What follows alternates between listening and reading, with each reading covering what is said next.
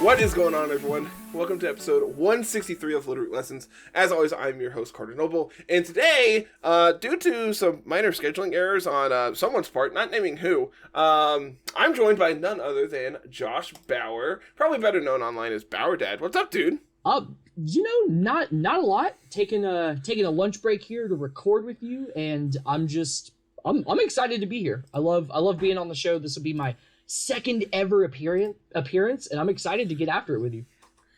So this is like, what, your second time on the podcast, and like your fourth or fifth on the actual like channel? Because we've done like 3 or 4 different videos or whatever together at this point. We have done a few things together at this point. Yes, I'm excited to be back. Yeah. And as soon as you tell me what we're doing, I'm ready for it. I'm ready. Okay, so simply put, I'm a dunce and forgot that Sunday I'm hosting a surprise party for one of my best friends for his birthday. I hope they're not watching. Oh, I guess this comes out Monday. Never mind. At this point, the party will have already occurred, so we're not spoiling. Okay, so it's not even a surprise party, right? Because his wife comes over and she's like one of our we used to live with them. Okay. And so she comes over all the time and she asks Tiff, she's like, "Hey, the 16th, can we have Kyle's birthday party over here? I wanted to have a surprise for him." Like, sure, okay, that's fine. She immediately texts him, "Hey, the 16th, we're going to Carter and Tiff's." It's like, immediately just ruins the illusion of the surprise. It's like, okay, sure. Block this time for a miscellaneous reason. Don't make plans. Like, no, she's already told him. Like, but because of that, Carl and I were planning on recording Sunday because EUIC is currently going on. And so we planned on recording Sunday after it was over so we could recap it.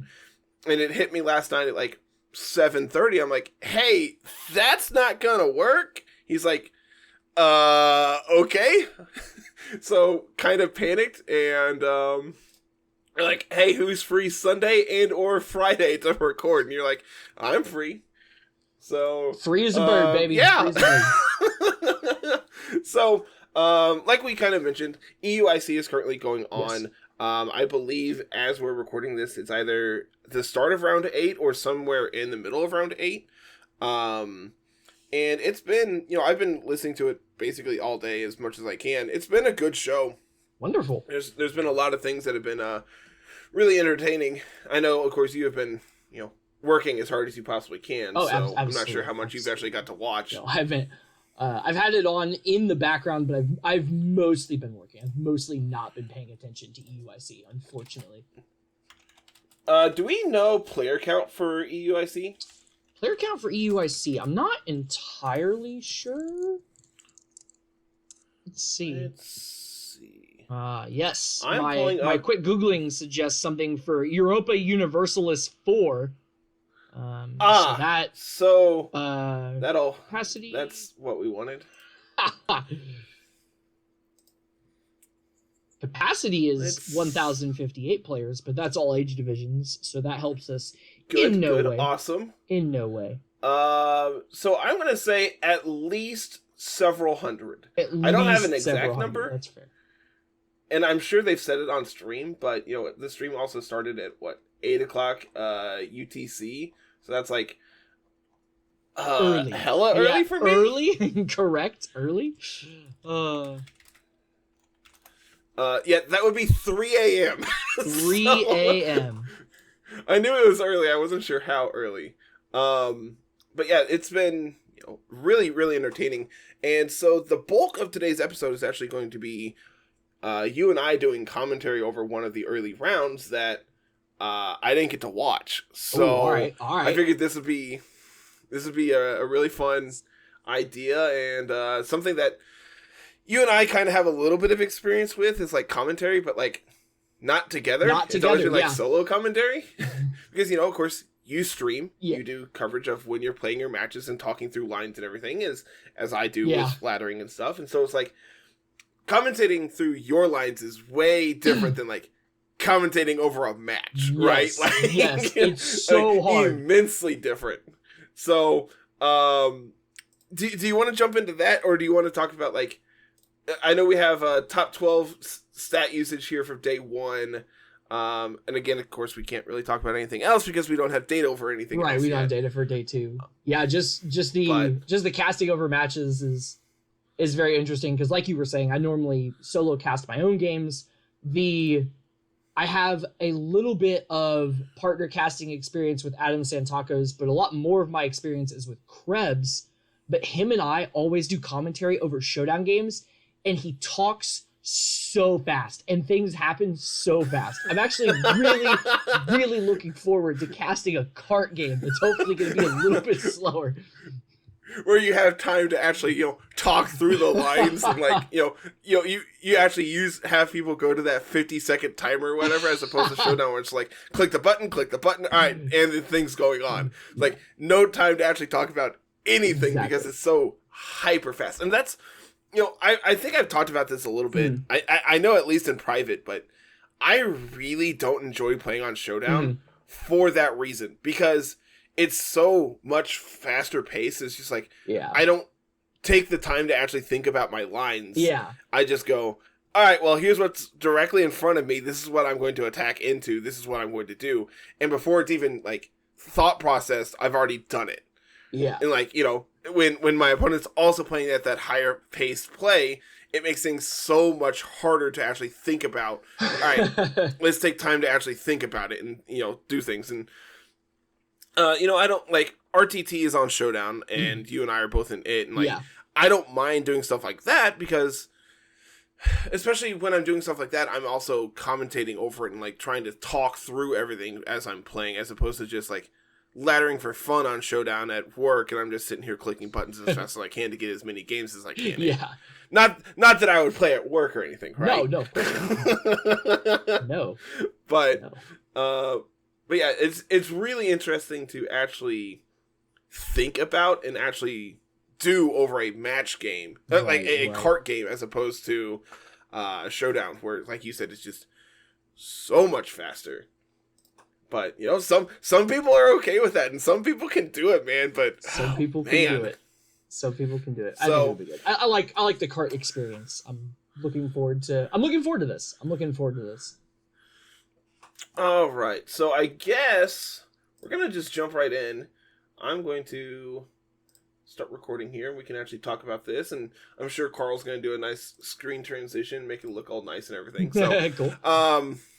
On stream, this is round number 2. We have Bas van der Heijden versus Alex Soto, and dude, just like first thing off, both of these teams have some wild things going on, right? Yes, I think eyes are very easily drawn to the Obama Snow on the left-hand team, but honestly, I don't even know if I'd say that's the most interesting thing out of this 12. It's like, that's the crazy part, right? Like, not only does Boss have this Obama Snow, he also has this Bronzong going on, and like, there's also an Iron Hands, which like is not really widely seen in this format right now, with the prevalence of like Arcanine and Ting Lu just like making it where it has a hard time doing its thing. Yeah. That being said, like the emergence of like King Gambit, Ting Lu, like all the Ruinous Pokemon kind of put Iron Hands in a position where it can do a lot of really useful things. So I'm interested to see how well it plays out here, as well as like this Bronzong just being like a brick wall for all the Ruinous Pokemon outside of like, exactly like Dark Pulse and Crunch. Like, you don't really see a lot of dark coverage from like Ting Lu. Wo-Chien doesn't really exist. But don't say that. The big problem, I actually think they've talked about it a little bit on stream. I don't know if we've seen one on stream yet. Oh, wow. But I could be wrong. The big problem with Bronzong, in my opinion, is all the Flutter Mane that's running around. It just hard shuts down everything that Bronzong's trying to do. It's just like, all right, well, just Shadow Ball you, and that's probably enough to KO you. Yeah, Bronzong will have to commit to that if it wants to stay in front of a Flutter Mane. Between all the Flutter Mane and all the Arcanine that are running around, Bronzong's just kind of not in a great position, right? I think so. That being said, Alex has kind of, some bangers over on his side that we haven't seen at all. I know. Speaking of stuff we haven't seen, also on Alex Soto's side, there are no Ruinous Pokemon. There are also no Paradox Pokemon. My man is running Series 1 over here. Oh, it's absolutely awesome to see this. Like, so you and I were kind of just flipping through like the timeline to see like what games are up, Right. and we saw this and immediately went, hold on. This one, stop here, stop the car. There's a Mudsdale, there's a Hatterene, there's a Torkoal. Like, between Torkoal, Indeedee, Hatterene, and Mudsdale, I think probably make up like 1% of usage on Picolinks in this format. Right. They're non-existent. Ooh. But, man, it really just shows you just like how much people can innovate on a format as early as it is still, right? Like, This is what, 2 weeks into the format? Yeah. Yes. Yeah, this is only the 14th. We're super early into Regulation C. And, like, none of these Pokemon have seen any kind of play. So it really makes you think, what's going on here? Why are we doing this? Yeah. I want to know mostly, because obviously the Ruinous Pokemon are very strong. I would love to know just what goes through, in this case, Alex's mind, and what makes him decide, nah, I don't need any of those Ruinous Pokemon, especially for the, I don't know Ting Lu's base speed off the top of my head, but especially when you see Alex Soto running this very slow team. There's no fast mode here. It's all slow guys. Ting Lu has a base speed of 45. Yeah, that's slow. That's pretty slow. That being said, Mudsdale is slower at 35. So, like, gosh, that is you so line nice. up well there. I believe Hatterene's also slower. Yeah, Hatterene's 29. So, like, if Alex can get a Trick Room up and reliably keep it up, it's probably, like, really favored towards him, right? That being said, you have Bronzong on the other side that has access to, like, reversing your Trick Room. Technically, Fluttermane has access to Trick Room. I doubt we see it here today. Yeah. But that is something I have seen in the past, right? Yep. So, it's really just a way of, how do we deal with, like, in Alex's mind, how do we deal with the Bronzong to make it where we're able to do our Trick Room thing to really punish Boss from doing what he's trying to do? Yeah. But, like, also at the same time, like, Boss has like, outside of, like, Fluttermane and Arcanine, his team's kind of slow, too. Yeah, it's just that's not true. That's Trick true. Room slow when you're playing against a Trick Room team. You know, like, what is Iron Hand's speed? I think it's 45? 50. 50. I'm So, like, never going to get these right, just so you know. And then Abomasnow is base 60. So, you know, again, slow, but not Trick Room slow. So, Yeah. like, looking at this from Boss's side, I really like the idea of Arcanine in the event that this isn't like Inner Focus Mudsdale. Mhm. If it is, Arcanine can still be good if it has access to Will-O-Wisp. Yes. The downside there is you have a King Gambit on the other side to deter the Intimidates, right? Mm-hmm. But it also doesn't really particularly like being burnt. Yeah. So, Yeah. it brings it back to, I think Arcanine looks really good here. If it has access to Snarl, it gets to do things against Hatterene and Indeedee and Torkoal as well. Torkoal's going to set up Sun for you, so you can do a ton of damage into basically everything regardless. Yep. So, I think Arcanine is like a must bring. I really like the idea of bringing Bronzong to prevent Trick Room. And from there, it's like, do you want like Fluttermane to be able to actually have some kind of damage output? Do you like the idea of like Ting Lu here to be able to kind of like sit in front of these things and just be a brick wall? Mm-hmm. Like, I think any of those bottom threes of like Hands, Fluttermane, or Ting Lu, I think any combination of those could be good. And like, that's ignoring the fact that Abomasnow is able to manipulate the weather so that Torkoal's not able to do its thing. Yeah. So what are your thoughts here? What do you think? I think that I'm really interested to see how Boss approaches this matchup, because like you said, Boss has a slow team, but Boss doesn't have a Trick Room slow team, and also doesn't even have some of the slowest Pokemon in the format on his team. So is Boss going to try and directly deny Trick Room by resetting it, or is Boss going to go ahead and just empty out as much damage as he possibly can, because obviously Fluttermane, and to a lesser degree, I mean, Abomasnow and Iron Hands, like, Boss has a lot of options to just put his foot on the gas immediately if he doesn't want to play the Trick Room mind game. Yeah, I mean, that's like the counterpoint there, right? It's just like, lead two things that can pressure the Trick Room setters here in Indeedee and Hatterene, and just, like, prevent Trick Room from going up that way. That's, like, not even something I had even commented on. Yeah, just blow them up. Yeah, they can't do anything if they're dead. They can't do anything if they're gone. That used to be my play when I was running a different team that I can't remember. It's just, what do we do if they set up Trick Room? Well, I'm just going to pick the most violent lead that I have and just go for it and hope I deal enough damage, you know? So, from Alex's side, I don't think you can reasonably bring, like, Amoonguss and Indeedee. I think for the sake of, like, what his team's trying to do, they fill a very similar role. And, you know, trying to prevent, like, having access to, like, redirection plus Trick Room, I think is really what he's trying to do here, right? That being said, it could be, like, Amoonguss plus Indeedee, so then you have access to redirection plus Trick Room there as well. Yeah, I like Amoonguss as a redirector more than Indeedee here, actually, because, I mean, Indeedee, like, obviously we like it for the psychic terrain and the potential expanding force if they have it, but if we look at Boss's team, Indeedee is really only stopping two things. It's stopping Fake Out from Iron Hands if it has it, and it's stopping Extreme Speed from Arcanine, again, if it has it. They don't all run Extreme Speed. So, do you think that, like, is Hatterene just the best Trick Room setter here? Because if you have Hatterene, you definitely want some form of redirection. Yes, absolutely. And absolutely. If you're anticipating this, like, hyper offensive, like you said, violent lead from Boss, I really like the idea of Indeedee as the lead, because it just prevents, like, Shadow Ball into your Indeedee, right? I mean, into your Hatterene. Because if you want your hyper offensive lead from Boss, I think it involves Fluttermane. It could also be Dazzling Gleam from Fluttermane.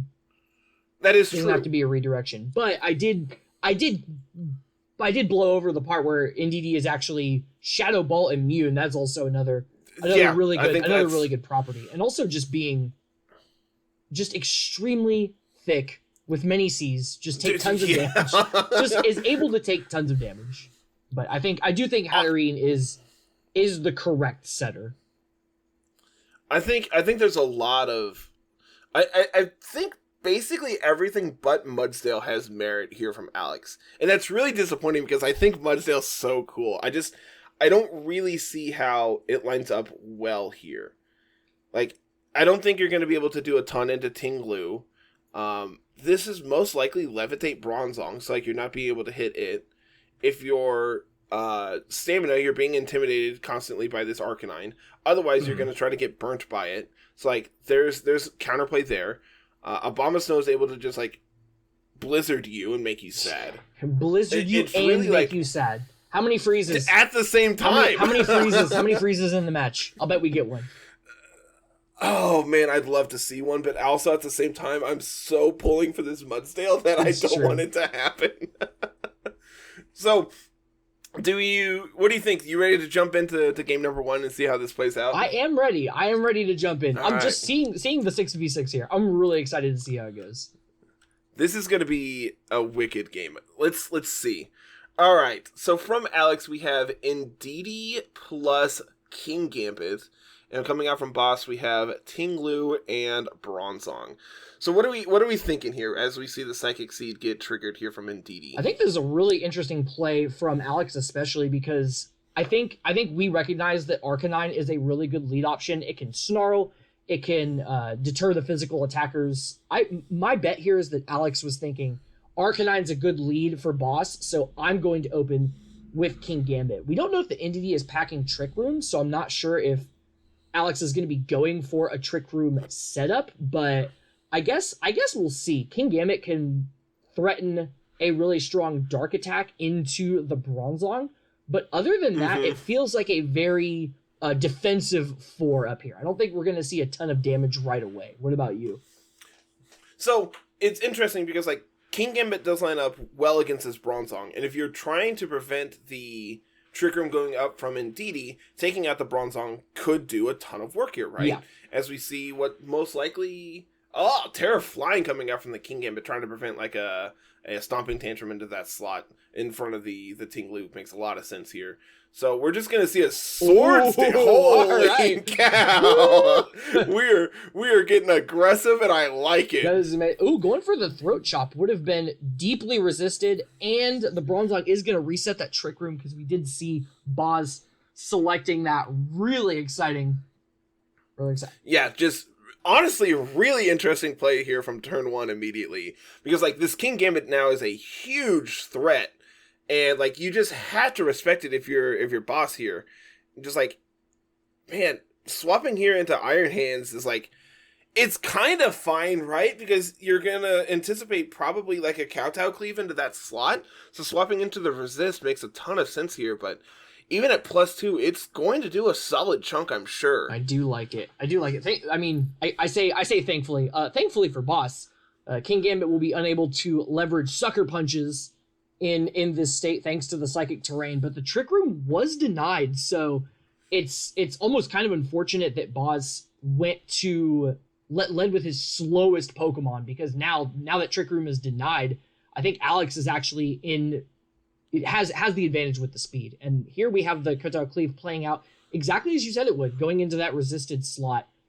Throat chop. Oh, and a throat chop single-handedly KOing the Ndidi. That's really good information to know if you're boss. I mean, Alex probably doesn't really appreciate that, all things considered. No, as we see a Mudsdale coming out here, I love to see it. In a really good spot. If Iron Hands needs exactly Ice Punch to deal with this. No, Iron Hands can go into fake out into the King Gambit here, because it's flying type now. It's no longer on the terrain. Oh, it can. Let's see. Yep, it looks like boss is do it. Boss, do it. Oh, close combat. Ooh, going for close combat into Mudsdale. I wonder how much this is gonna do. Obviously, Iron Hands does infinity billion damage with its enormous attack stat. But what? I wonder if Alex is maybe gonna switch, trying to predict. Hey, he knows I'm gonna fake out that slot, so I'm actually not gonna do it. Yep. Okay, we do just see the Protect come out. Makes a ton of sense there, trying to prevent that. And like you said, reading into that Protect and just doing holy cow. That does way more than I thought it would, to be completely honest. Because Mudsdale is so enormous. 60% into Mudsdale. And now we also get to see if this is actually Levitate Bronzong. It is confirmed. Yeah. And how much do we do back in picking up the KO into hands? So notably, we picked up a lot of information this turn. Yes. Notably, Mudsdale is going to be inner focused because we didn't see Stamina get triggered. We know that the Bronzong now is Levitate as well, so it's going to be immune to those ground type attacks coming out. Yep. And Fluttermane gonna do that terastallizing, because obviously we have the speed advantage, so Fluttermane is in a really good spot. However, we want to make sure that Fluttermane is not going to go down to a dark type attack. The Psychic Terrain protects from Sucker Punches, but I like the choice to terastallize here. If you're Alex, I think the play at this point is try to stall out your own Psychic Terrain so that King Gambit can try to take over this game with Sucker Punches. Yeah. Boss has access to the highest priority of speed here, right? Yes. Like you have the fastest Pokemon on the field. So being able to pressure Boss with this King Gambit being able to Sucker Punch things seems like one of the best plays we can try to make if you're Alex. Yeah. I'm wondering if a double protect might be attempted here. We do just see the Sucker Punch come out. Unfortunately, it is going to fail because we know that the Bronzong is going for Safeguard this turn. So because it's Levitate on the Bronzong, it is also, it's not on the terrain, so you can actually Sucker Punch into it as well. Very interesting. Moonblast is going to be enough to KO the King Gambit, as we see an Earthquake. Casually do 90% to a Fluttermane. Does do a lot. Fluttermane not very physically bulky, but is enough to get that out. Torkoal would have loved to have that Trick Room up, but it actually is going to activate the photosynthesis from the Fluttermane. It looks like Boss is just in an incredible spot here. Continues to have, the fastest Pokemon. Trick Room was denied. It looks like Alex is in a really rough spot here. Is there any way that he comes back? We didn't see an item on Fluttermane yet, right? Because Choice Specs. It is specs. Okay. Yeah. So we are just going to see the Protect come out here from the Torkoal. Locking into Moonblast is annoying when you're facing down a Torkoal on the opposing side, but I mean, you're just going to be able to pick up the Mudsdale here, prevent that from doing anything extra this turn, and then it doesn't really matter what Bronzong does because, well, it's going into a Protect here. It is. Notably, we saw Safeguard from the Bronzong. That's really good in the event that we see the Amoonguss come from Alex, being able to just prevent it from sporing anything and everything on Boss's side. Yeah. I'm curious how much this Moonblast does into Torkoal.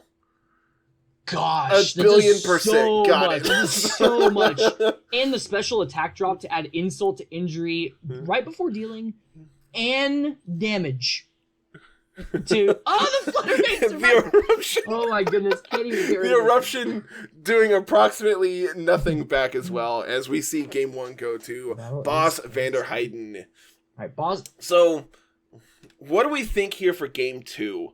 If you're Boss, I feel like you feel very well positioned for this game, right? Like you very cleanly were able to answer anything that Alex is bringing to the table, and just really prevent anything from what Alex is trying to do, right? Yeah. So what's the adjustments here that you want to make if you're Boss? I think if you're Boss here, you have a really similar line that you want to accomplish here. Just that knowing that the Throat Chop knocks out the NDD is extremely helpful. So I think having Ting Lu in the front again makes sense. I wish I paid better attention to what moves it does have, because if it has a Heavy Slam, it also can potentially deal damage to a Hatterene if it's up I'm not there. sure if I saw Heavy Slam. I know for sure I saw Stone Edge. I think it's Earthquake, Stomping Tantrum, Stone Edge, Throat Chop, maybe? Mm-hmm. I could be wrong about that. I could be misremembering. I know for sure I saw Earthquake and Stone Edge, and of course we saw the Throat Chop there, as we've talked about. But I think the big adjustments need to come from Alex here. Yes. Yeah, obviously he I lost. think if you are trying to prioritize Trick Room here, I don't think Indeedee is the mon you want to play, right? Like I don't think Indeedee is the setter you want. Yeah, I think Amoonguss is. I think you want Amoonguss. Man, Amoonguss is really tempting here. I know he's not a setter, but having. Yeah, I mean, yes, I know. We know what you mean. Yeah, having that redirection makes it where Indeedee is able to do its thing. If Boss is going to lead Ting Lu here to pressure the Indeedee, just redirect the hit, take the Throat Chop, set Trick Room yourself. Interestingly, having Bronzong on Boss's side for that safeguard makes the Amoonguss kind of invalidated too, right? Like now that we've seen the way game 1 is played out, this feels not so great for unfortunately the Mudsdale player. Yeah, which is really interesting that you say that, because I know that before this match we were talking about, hey, what do we hope to see the Mudsdale? And we talked about maybe it's not the best for this match, but Mudsdale actually put in probably most of the work. It did a ton of work, right? It's really, if you're Alex's side, it's really unfortunate that you had to play against Levitate Bronzong here. Yes. Because it's just the literal perfect answer for what you're trying to do. Yeah. It is able to reverse Trick Room. There's the Amoonguss. Ooh. Oh, and the Bronzong. I really like this lead here from Alex. So we have Hatterene and Amoonguss from Alex versus Bosses Arcanine and Ting Lu. Of course, we have the Intimidate go off, but not really going to matter here in front of Hatterene Amoonguss. Presumably, this is going to be Goggles Arcanine, so you're not going to be able to spore it. As we see, Ting Lu going for the really. It's thinking about it. Are we sacrificing? Ooh, Flying Terra. Okay, so that makes this a little bit. This makes this way safer clicking Earthquake next to your Arcanine, More right? sensible. I think if you're Alex's side, this is a pretty standard just redirection plus Trick Room here. The fact that Boss didn't lead the Bronzong here means that Trick Room most likely is going to go up this turn unless something goes incredibly wrong. Yeah, like if it's Goggles Arcanine and it's able to ignore the redirection and the Earthquake hits, Protect on the Amoonguss. Really Good interesting. Protect there. As we see the Flare Blitz just going to do a ton here to Hatterene. I don't think you're going to be able to live this Earthquake coming out. Yeah, this might be over for Alex almost immediately. The Amoonguss is fresh, so I mean, obviously it's not completely over, but obviously we really want this Trick Room to go up, especially with Torkoal in the back or with what I would guess is Torkoal in the back. Beautiful played turn one here from Boss. Just, like you said in the intro, it's just be hyper aggressive here, take out the Trick Room setter, and that's what we see here. Yeah. So now, we can just target down this Amoonguss and ignore this Mudsdale, because what is Mudsdale going to do in front of my flying Arcanine? Unfortunately, not much. Like, Arcanine's kind of the perfect counter to everything Alex has going on here. You most likely are safety goggles, so you can just ignore redirection, you can ignore Spore from the Amoonguss. You're Terra Flying here, so you can ignore Earthquake or Stomping Tantrum from the Mudsdale here. So it's like exactly Rock Slide you have to worry about. Yeah. But you're faster than the Mudsdale, so you don't have to worry about being flinched either. It's just like incidental damage that's being dealt. Yeah, I really love seeing the Terra Flying from Terra Fire Amoonguss. That's more about that in a second.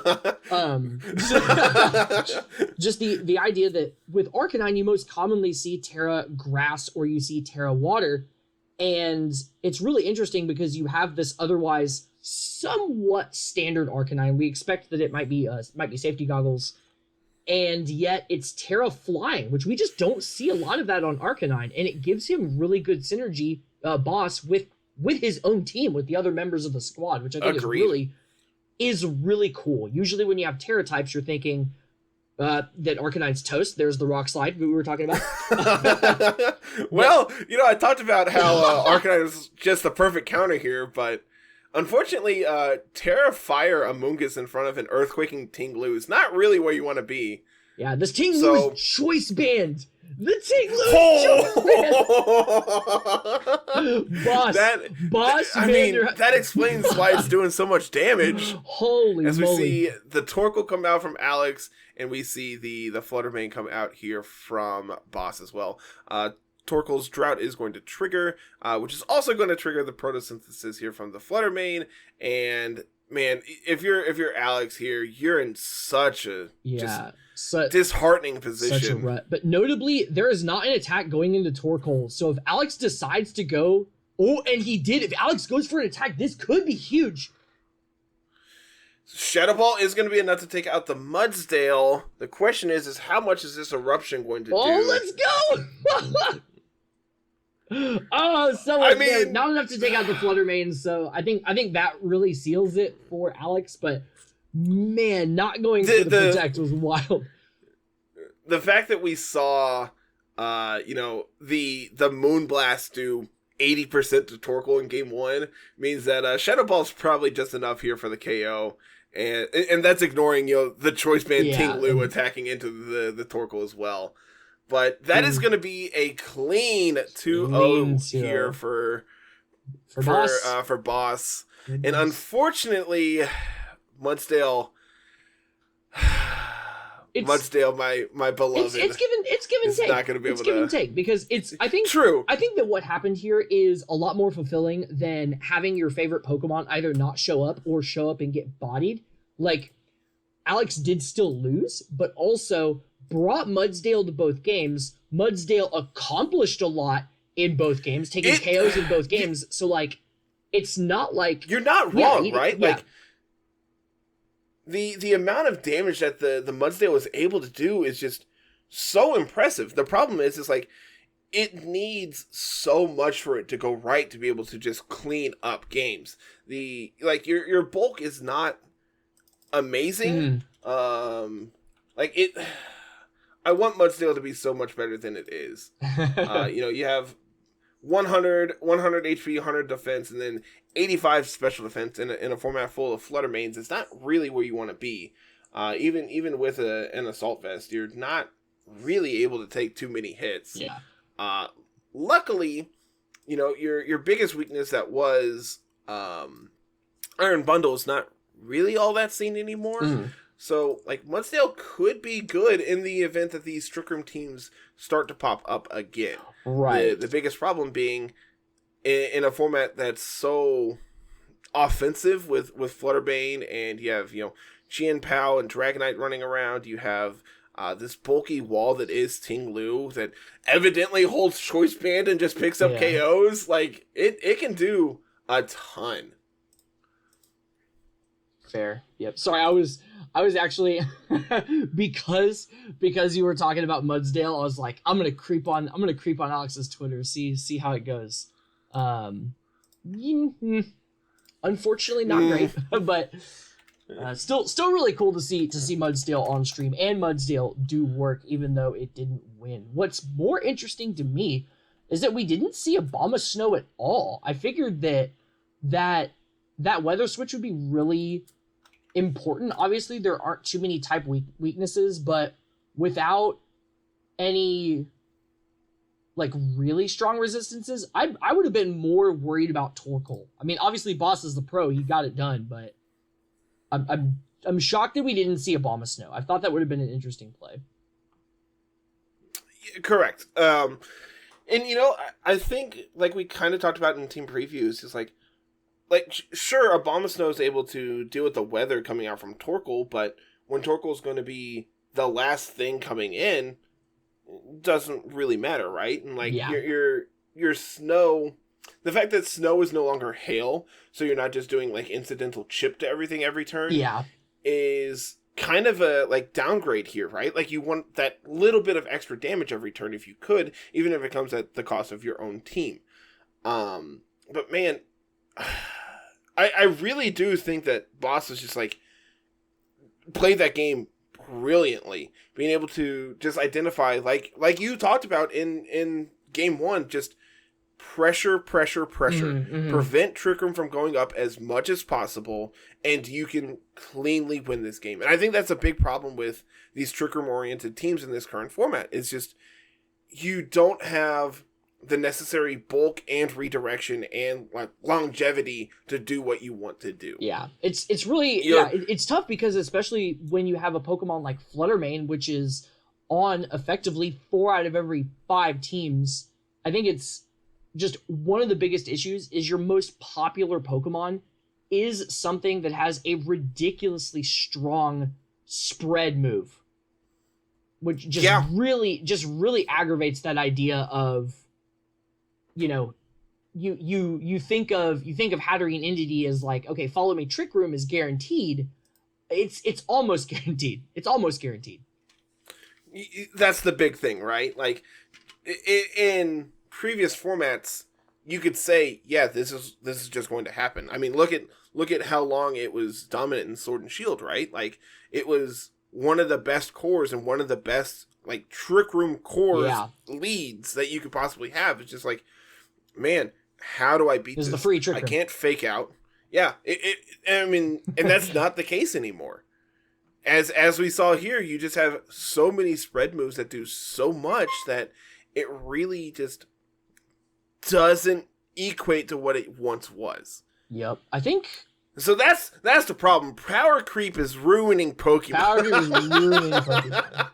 Yeah, I think it's tough because I'm wondering what the new Trick Room core is going to be. If it's still going to be Entity Hat, or if it's going to be something else, because there are players that are still using that core to success to get decently far in these tournaments. But as we've seen over the last couple of years, and longer for you in competitive Pokemon, just as formats develop, they get slower.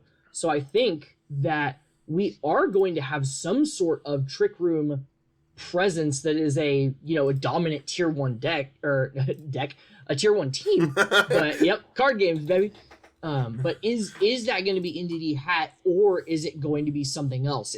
Are the Trick Room players going to come up with something clever that isn't just follow me Trick Room? Is there going to be another adaptation that guarantees that we can get Trick Room up? So I think the argument there is like, well, Armor Rouge was supposed to be that solution, right? Like, indeed, Armor Rouge was so popular for most of Series 2 that even though it was popular, it never really transitioned. It never really translated to results. Yeah, I blame closed team sheet, or I guess open team sheet for that. And I mean, that is like one of the downsides of this open team sheet meta that we play is like, well, I know everything that you're trying to do. Yeah. So now it's just, how am I able to do my thing to prevent you from doing yours? And typically the correct answer there is either I know I want to say it was around like 5 or 6 we saw Murkrow on stream. Oh wow. To just it was taunting Amoonguses, and it's like, well, that's really annoying. Thanks. Yep. I love it because it's both. I mean, you know what your opponent's going to do. You know what you have to stop it. It almost adds another layer of mind games because then the person trying to do the thing knows your option to stop it. And then they know if they can safely pull the trigger on the thing that they want to do, or if they have to pivot to do something else. I really like it, and I think it's interesting. So I think the correct iteration of where Trick Room goes is kind of like this hybrid team that the boss is playing, right? I see. Where you have a Trick Room mode, but that doesn't mean you're a dedicated Trick Room team. Gotcha. And where teams are going to try to be faster and bulkier than you, you just go, all right, well, you can do that. Set your Tailwind. I'm going to set my Trick Room and make you sad. I think that's just where the iteration goes, and that's usually where it ends up, right? As formats develop, you start to see less dedicated Trick Rooms and more just well, this is a form of speed control I have access to. Yeah. I think the restricted formats we saw in Sword and Shield is a perfect example of that. You didn't really see dedicated hard Trick Room teams. You saw, well, I have, I'm playing P2 Calyrex. Necrozma Duskmane. Yeah, I mean, exactly. You have your Duskmane's well, you're going to try to go hyper offensive fast. I'm just going to play this bulky, slow game and make you pivot around me. Yeah. Just sweep the rug under your leg, from under your legs and just make you adapt to me. And I think, like we've talked about, open team sheet makes that where you're able to see the information before it happens. So you're able to play around it. So you're not setting Tailwind the turn that they're setting Trick Room. As I'm sure there's plenty of records of me doing. It's just all right, this is really free. I'm going to set Tailwind here with my Talonflame. Oh, nope. Okay, got it. We're very dead. Very dead, exactly. Yeah, I think it's very cool. I think to round out this episode, we can talk probably. Let's talk about these top 12 Pokemon from day one. Okay, right on. We kind of spoiled it a little bit in the preview there, but man, Fluttermane's so good. Fluttermane's ridiculous. I was talking about this just before recording. Who decided that Pokemon should have 135 base special attack and 135 base speed? And as if that wasn't bad enough, they also slapped it 135 special defense. So even if you get a hold of it, you have to hit it with something physical, otherwise it's gonna hold. No, it's balanced because you have base 55 HP in defense. But that doesn't really matter when you're playing these bulky versions of Fluttermane that are able to take a jet punch from Palafin.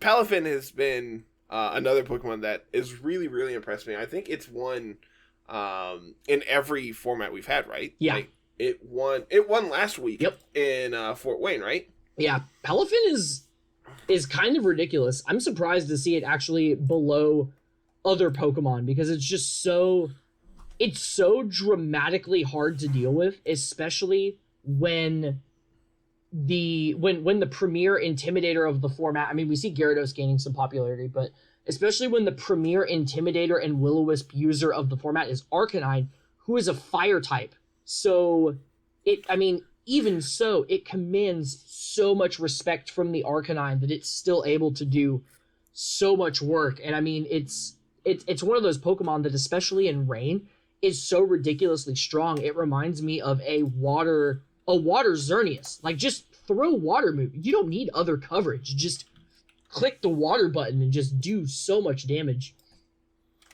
I was thinking about this a little bit today. Like, Arcanine's obviously very good, right? Yes.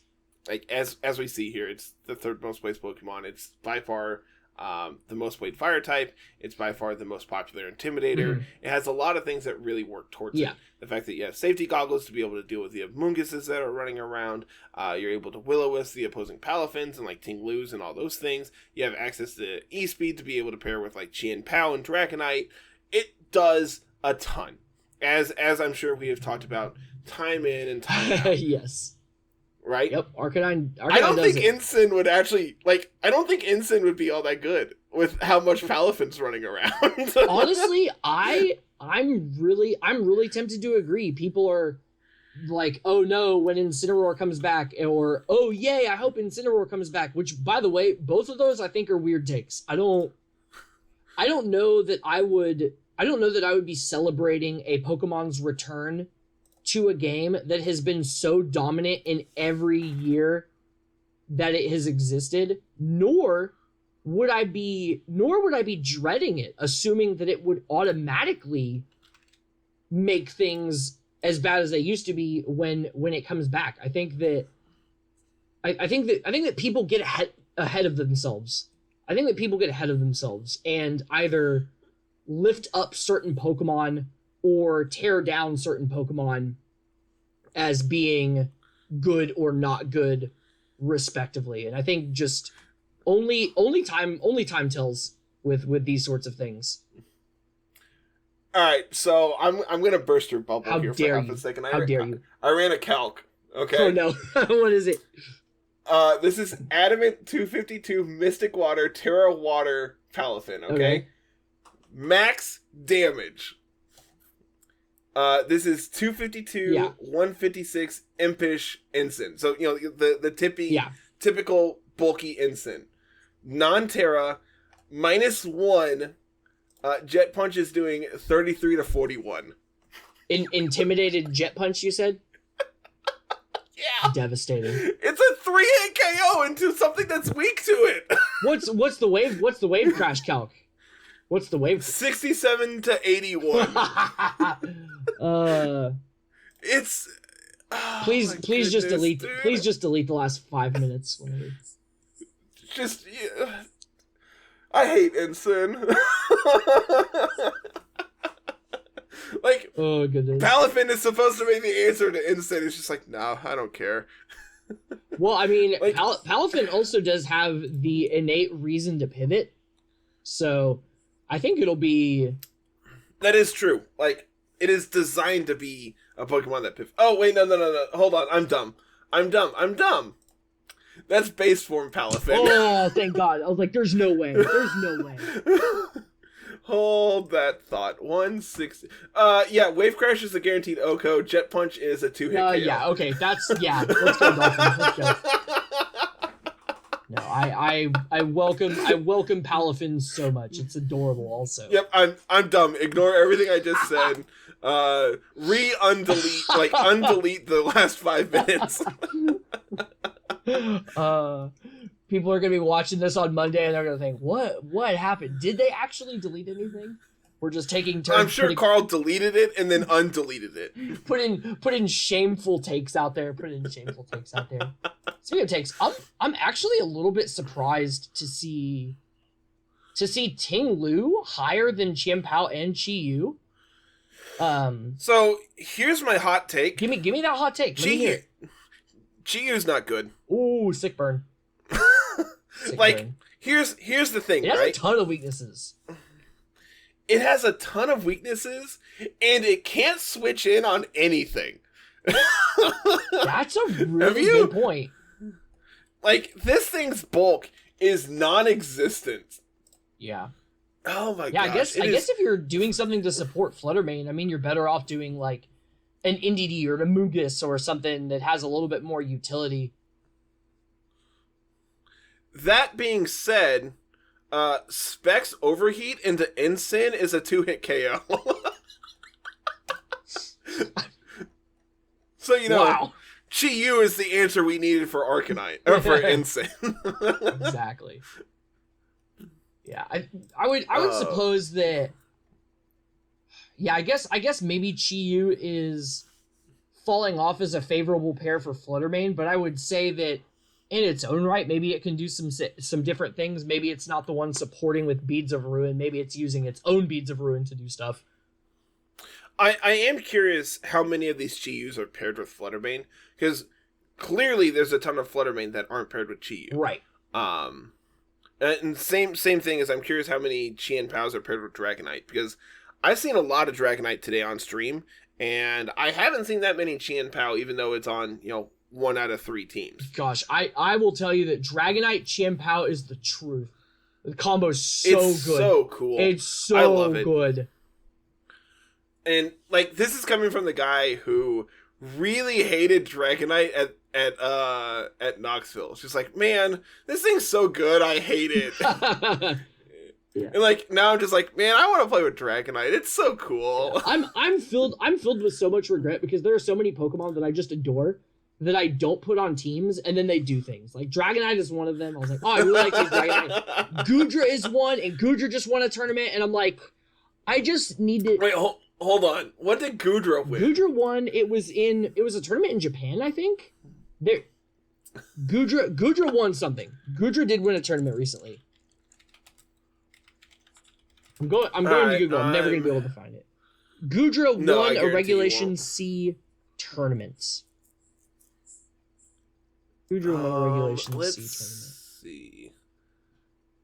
Hey, Cloverbells did a team report about it. Oh, he must have.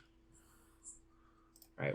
We have to dig into the video to see what it was. But yes, Goodra won something, and I was like, why? I need to build a team with Espeon before someone else does something with it. Alright, so this is the Eruption EUIC Practice Tournament. First place with a record of 8-1 was Jumpman playing, let's see, this looks like Cerulege, Qian Pao, Serena, Baxcalibur, Caesar, Goodra. That is some sauce. That is some sauce right there.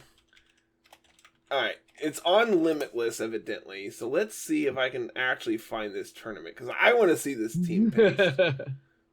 So while you're pulling that up, but yeah, I think it just goes to show that like even with open team sheet formats, even with Pokemon that are extremely, extremely dominant, like Fluttermane that just appears to be everywhere, like there's always been room for innovation in Pokemon. And like there will always be naysayers that try and refute that, but they're wrong. It's a bad take. There's always room for innovation in Pokemon. Like even formats that are what you would call solved. The metagame is fully developed. I mean, there are still chances with people to make noise with different things because I mean there are over 1,000 Pokemon now. There are over 1,000 Pokemon now. So. Just we can't count stuff out. We can't count stuff out. What if I told you this is a mixed Goodra? Mixed Wikiberry? Sapsipper though. That's the correct ability, by the way. Sapsipper. Correct. With the billion % of Amoonguses running around, being immune to spore is really good. Yeah. I want to run the calcs against Fluttermane because I feel like Goodra can take it. I bet you're probably right. Not like I not just like closed my well, but I calc. mean Gudra's base special def is like 150 something, I think. Like it is obscene the special bulk that Gudra has. I love it so much. All right, Fluttermane versus Gudra. And 150 special defense and 90 HP too. These are just the. This is Timid 252. Fluttermane. Moonblast does 58 to 71. I mean, we survive it. Technically, we survive. Technically, we survive. And Sludge Bomb back does 45 to 53. How much? And that is if your max special attack choice specs. Oh my gosh. All right, so we use other Pokemon to get rid of that. I guess that's what the Scizor is for. I guess that's what the Scizor is for, because like you just bullet punch that and it goes down. It's gone. Yeah, it just goes away. I like the metal coat choice, but dude, I was thinking about it today. We've seen Black Glasses Terra Dark, King Gambit. We see Mystic Water, Terra Water Palafin. I want Metal Coat Terra Steel Scizor to punch people. That would be so disgusting. The problem is you're still weak to Arcanine, right? Like no, put Chimpao in there, man. just really just punch him. Choice band, Terra Steel, Technician, Bullet Punch, Chimpao. I'm just saying. Dude, I think, like, I was actually thinking about this before we started recording, too. With Mystic Water, Terra Water Palafin being, as popular as it is, and people starting to calc to live hits from this thing, I think the next iteration is just Life Orb. Just bump it up that next damage threshold and just punish them even more. Honestly, I could see it. I can see it, especially because it already uses a damage boosting item.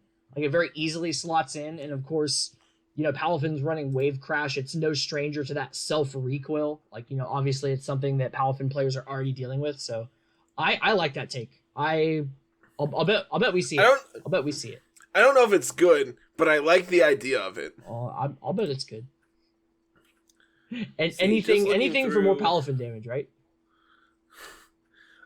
This same tournament in 5th, there's a Lily Cole, Qianpao Dragonite, Great Tusk Fluttermane. I feel like we saw something similar to that. Maybe it wasn't at Fort Wayne. Asia had a regional last weekend too, right?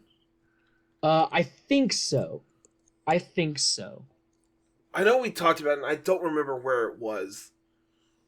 It was somewhere in Asia, I thought. I don't know, but I know we talked about Lily Cole a couple weeks back when we covered all that. Just so many opportunities for different Pokemon to do things, and in different places. Just the different metagames. Palmot Dozo, Tatsugiri, Fluttermane, Chiyu, Baxcalibur. That gives me a headache just hearing the 6. That gives me a headache just hearing the 6. I don't want to know what that team is. 9th place is probably the favorite one I've talked about yet.